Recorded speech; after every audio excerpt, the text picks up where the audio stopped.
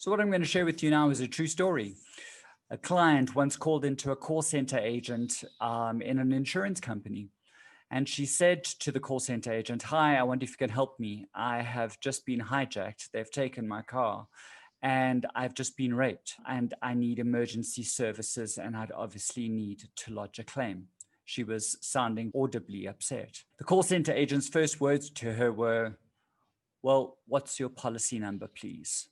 She just said some of the most horrific words I'd ever heard on a call center call. The call center agent then organized her emergency services and took down the details that she could given the state that she was in.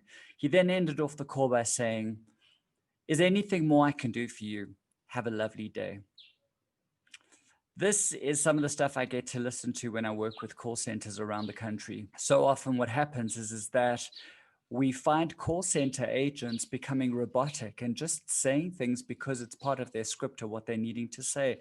But it's part of a bigger concern, because what that speaks to is the culture of a culture of a business where humanity isn't recognized. I study transactional analysis, and one Eric Byrne, who is the founder of transactional analysis, speaks about the three human hungers that people need in order to thrive. He says the first thing that we need is something called stimulus. The second thing we need structure. But what he said is that the third human hunger that we need in order to thrive is recognition. As human beings, we need to feel valued and we need to have our humanity recognized.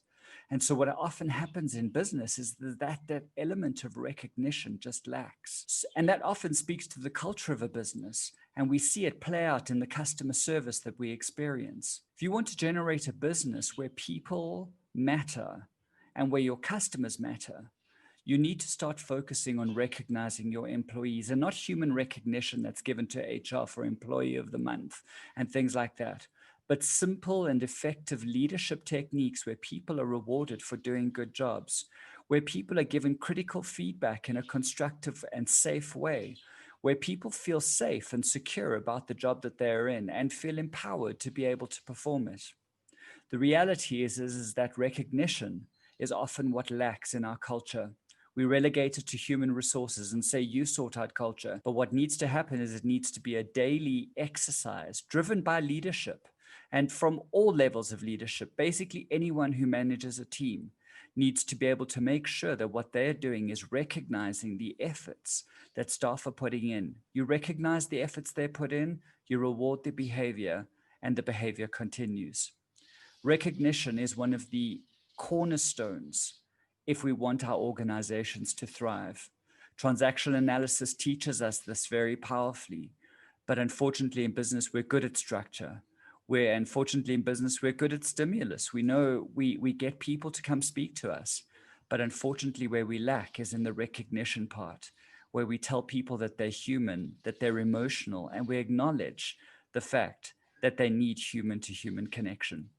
Hope this has been helpful. It's one of the things that I train in the courses that I do. If you want to find out more, then feel free to connect with me at the link below.